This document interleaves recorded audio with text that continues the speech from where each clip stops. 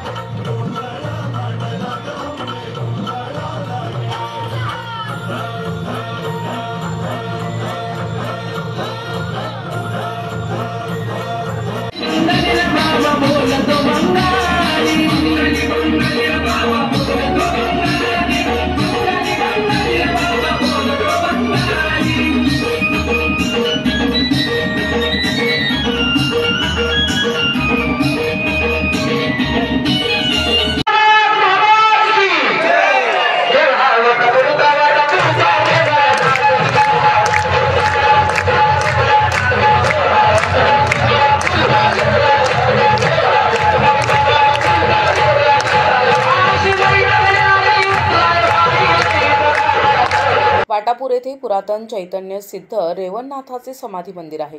या मंदिराची ग्रामस्थ आणि भाविकांच्या सहकार्यातून भव्य दिव्य उभारणी करून जीर्णोद्धार करण्यात आलाय। रूढी परंपरेनुसार चालत आलेल्या हा रेवणनाथाचा यात्रा उत्सव दरवर्षी भरविण्यात येतो।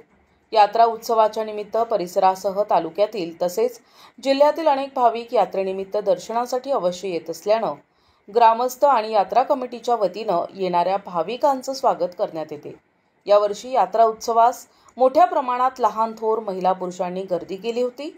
हा यात्रा उत्सव यशस्वीरित्या पार पाडण्यासाठी यात्रा कमिटीच्या सर्वांनी परिश्रम घेतले।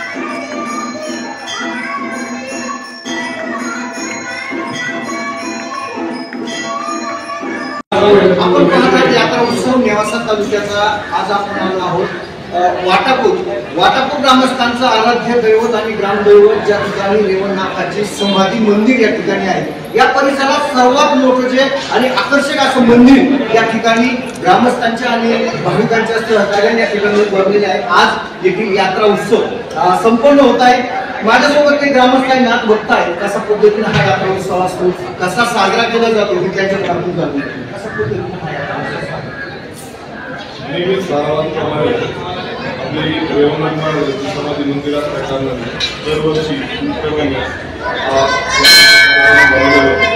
आणि या यात्रेकरता परिसरातील नव्हे जिल्ह्याभरातून लोक देवाचं दर्शन घेण्यासाठी एकदम आत्मीय आणि येतात।